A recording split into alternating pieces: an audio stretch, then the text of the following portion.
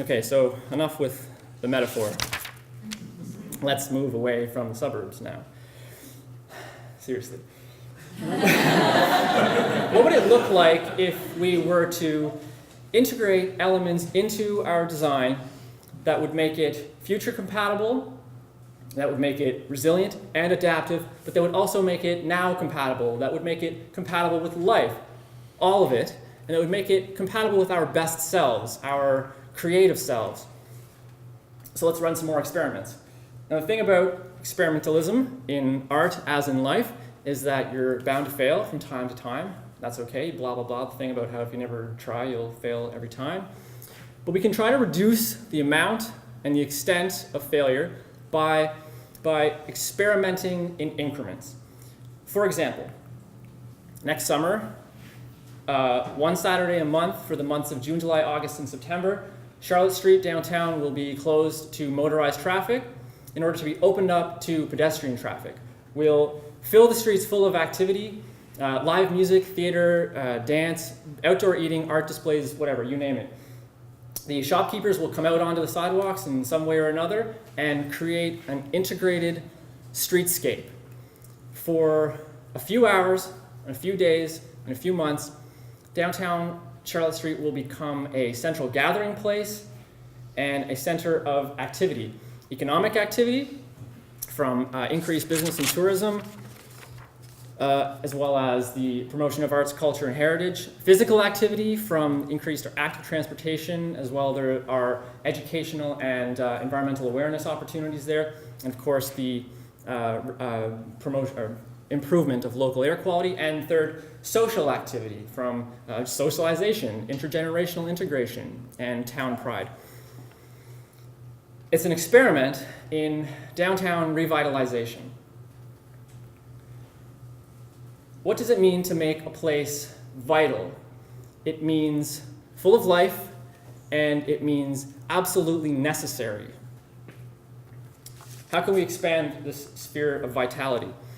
So over here, an experiment in community integrated energies, renewable energy systems that increases energy security while decreasing pollution and poverty by creating jobs, building, designing, installing, and maintaining renewable energy systems, all the while reconnecting us with the ways in which we use energy. Over there, an experiment in community-supported agriculture, this time increasing food security, both in terms of supply and health and safety. This time, it would decrease pollution in the form of moving to organics and decreasing the amount of transport required to get the food onto our tables. All the while, again, reconnecting us with our food, both the people who produce it and the food itself, as we relearn how to store and prepare local, seasonal, and raw ingredients. These will start with the equivalent of a few hours, a few days, and a few months. Last year, Chris Milburn stood here and spoke about creating communities for people, not cars. That, in part, inspired the Open Streets Project. I hope the Open Streets Project will inspire other people to think about the ways in which we use cars, to perhaps become less reliant on cars, to think about the ways in which we orient ourselves toward the road, to maybe turn away from the road and toward our neighbors, toward our backyards, toward the social asset that we may find if we pool our knowledge, our labor, and our material assets. There are kids in these houses, including that one, which is mine. No, wait, sorry, that one is mine. Flip that, reverse it. There are green thumbs. There are kids in several of those houses, actually. There are green thumbs in many of these houses, not mine. There are cooks, there are bakers, there are welders, there are carpenters, there are artists and designers. There are artists and designers in every single one of these houses. So let's do some experiments. Over here is the playground. Over there is the sandbox. Over there is the woodshed. Over there is the tool shed. Over there is the chickens laying eggs. Over there is the solar-powered greenhouse. This is my vision. It's not going to be everyone's.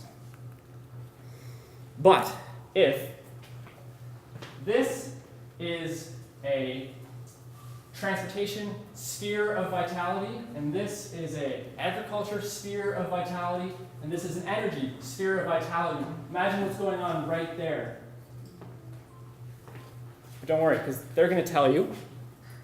We're going to continue to tell these stories using the web, and we're going to continue, in part, creating these stories using the web as we organize and share resources and ideas online.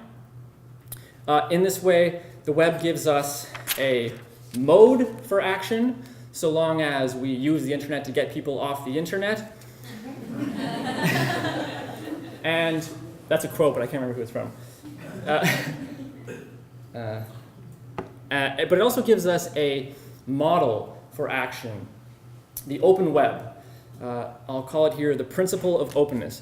On the open web, open source products are freely available to the public.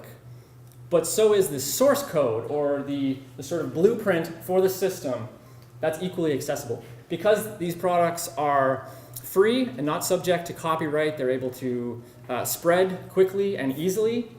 So the users are able to improve upon them, to contribute to them, and to become producers of the systems.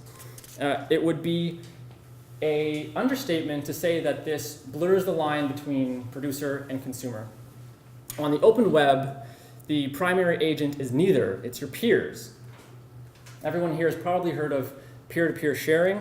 If you haven't heard of peer production, you're most likely familiar with its most famous product, Wikipedia, an encyclopedia better than Britannica that is available anywhere in the world for free, produced by people in their spare time. It's peer-produced, it's peer-vetted, it's peer-funded. Wikipedia represents roughly 100 million hours of human labor. By comparison, Americans alone watch roughly 200 billion hours of TV in 1 year. Someone who was born in 1960 has likely watched 50,000 hours of television in their lifetime. That's about 5.5 years.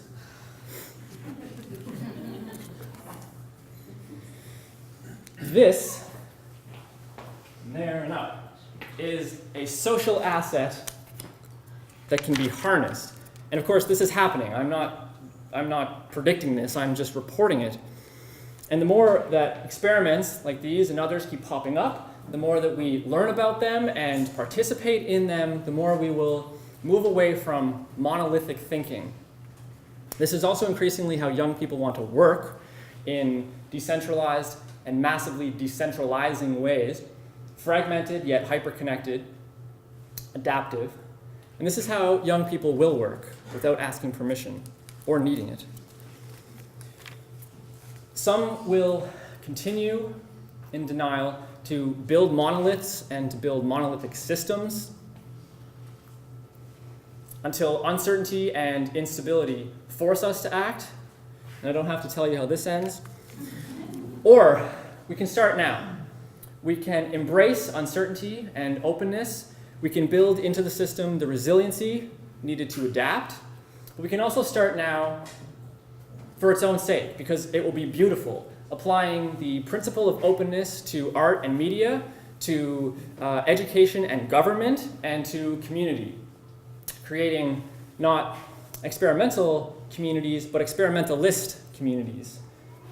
This is not a climate change strategy. This is a youth retention and attraction strategy. Thank you.